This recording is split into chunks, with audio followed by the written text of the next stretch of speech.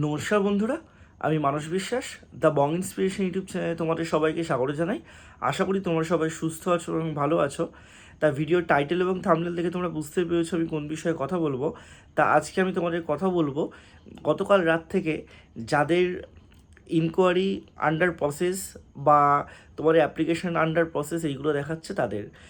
দেখো, তোমাদের আমি গতকাল ইতিমধ্যে ভিডিও করে বলেছিলাম যে তোমাদের কিন্তু যাদের পেমেন্ট ফেলিয়ার দেখাচ্ছে বা যাদের আন্ডার প্রসেস দেখাচ্ছে বা রিজেক্ট দেখাচ্ছিল, তাদের অনেকেরই কিন্তু কালকে কাকতালীয়ভাবে টাকা অ্যাকাউন্টে ঢুকেছে। হ্যাঁ, 4 তারিখ ছিল কালকে কিন্তু টাকা ঢুকেছে।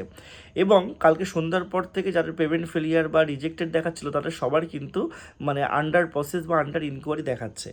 তা সত্যি কথা বলতে তোমাদের আন্ডার ইনকোয়ারি যদি দেখায়, এটা মাথায় রাখবে যে এটা কিন্তু তোমাদের এখনও ভেরিফিকেশনের পর্যায়ে আছে।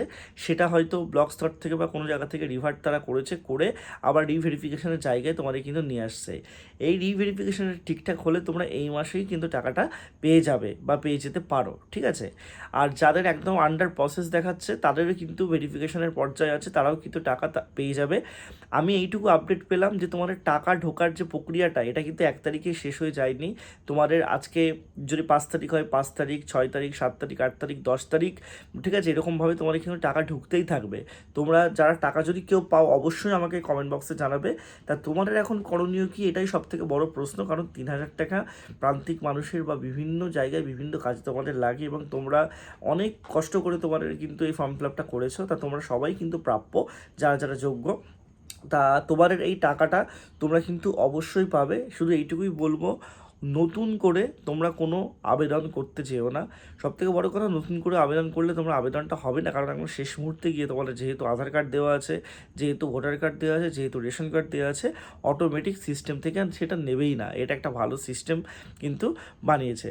দেখো, এই জায়গাটায় দোষ অনেকজনকে দেওয়া যায়, এই জায়গাটায় দোষ সরকারকেও দেওয়া যায় যে তারা সিস্টেমটা কীভাবে বাড়ায়নি, তারা আরেকটু সময় নিয়ে ভালোভাবে করতে পারতো, ঠিক আছে। কিন্তু বিষয়টা হচ্ছে এতটাই সার্ভারের প্রবলেম হয়েছে এবং একবারে চাপের দিক চাপের কথা মাথায় রেখে সবাইকে অটো ভেরিফাই করে দিয়ে কারোর টাকা গেছে, কারোর টাকা কিন্তু যায়নি, এরকম হয়েছে। কারোর কেউ এরকম আছে যে অযোগ্য হয়েও সে টাকা পেয়ে গেছে, কেউ যোগ্য হয়ে সৎ থেকেও টাকা পায়নি। তাই এই জিনিসগুলো আস্তে আস্তে হবে এবং আমি এইটুকু শুনছি যে এবার কিন্তু ম্যানুয়াল ভেরিফিকেশনটাই হবে, ম্যানুয়াল ভেরিফাই করেই সব কিছু কিন্তু ঠিক করা হচ্ছে। তার টাকা তোমরা কিন্তু অবশ্যই পাবে। আর কোনো আপডেট আসলে অবশ্যই জানাবো। একটা কথা জেনে রেখে দাও, তোমার এরকম যে অ্যাপ্লিকেশন স্ট্যাটাস এরকমভাবে দেবে, হঠাৎ করে যে রিজেক্টটা আবার বদলি হয়ে আন্ডার ইনকোয়ারি হবে, এইগুলো কিন্তু কেউ জানে না। যারা ব্লকের ভিডিও আছে সেও জানে না, যারা একমাত্র ওয়েবসাইট চালাচ্ছে ওপর থেকে তারাই একমাত্র জানে।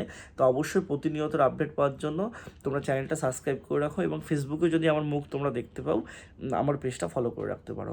সবাই সুস্থ থেকো, ভালো থেকো। আর কোন প্রবলেম হলে আমাকে নিজে কমেন্ট বক্সে জানাও। ধন্যবাদ।